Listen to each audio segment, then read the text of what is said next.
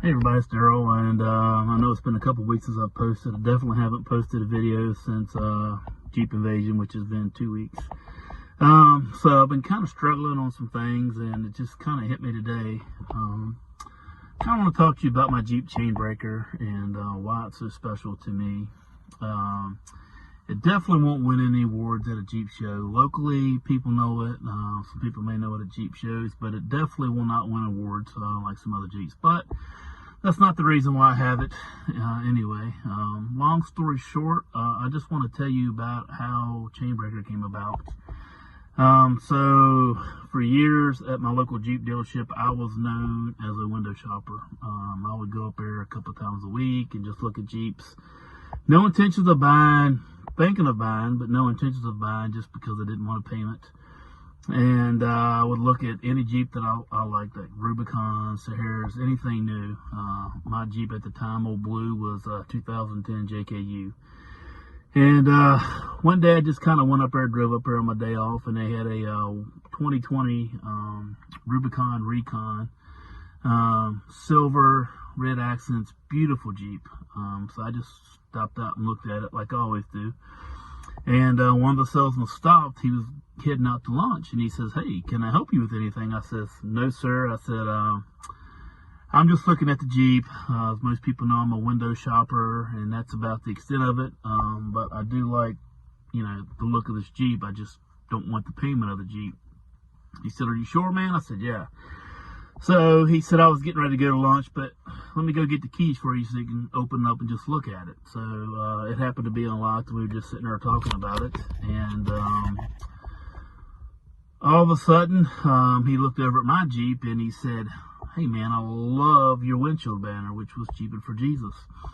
And I says, "Thank you, man. It's a ministry that me and my wife and a few friends started in 2013," and kind of told him how about it, what it was. And he's like, "Man, I love that." And he said, "Man, I was a drug addict and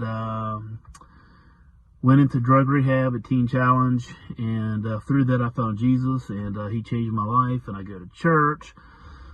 And I said, "Dude, that is amazing." And for the next 45 minutes, we talked about everything but Jeeps, and mainly on Jesus and how our lives were and what Jesus has done for us. And so he asked if he could follow my page. I said, "Absolutely." So we looked each other up on Facebook, and didn't think too much of it after that. So 2 weeks went by, and me and a buddy rode up there, and he comes out, "Daryl, what's up, buddy?" And took me around and showed me some Jeeps, and we just talked again for like 30 minutes and exchanged phone numbers. And from that point on, I mean, it was weekly that at least 1 or 2 days a week I would go up to the Jeep dealership, and it wasn't to even look at Jeeps. It was just to have a conversation with him. We talk about life. We talk about Jesus. And that began almost probably a year, 2 year process. And he would come to the house with his daughter, and we'd go out to eat. He'd come to church with us, and just a real bond formed. And it, like I said, it was never about Jeeps at that point. It was about the bond that we had through Jesus as brothers. And so one day I just went to the dump and just was mad because something had spilled over in my Jeep, and just rode up there to look at the Gladiators, and they had a black one that they had just lifted. And I texted him and said, "Hey Andrew, are you here?" And he says, "Yeah." I said, "Well, bring me the keys of that black Gladiator sitting up front. I want to look at it."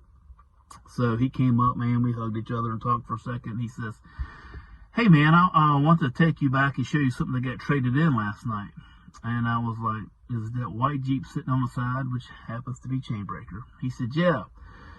So we went around and looked at it, and I says, "Man, who would trade this thing in? Man, they've done a lot of work to this Jeep already, and with no miles on it." And he began to tell me the story about why it got traded in. And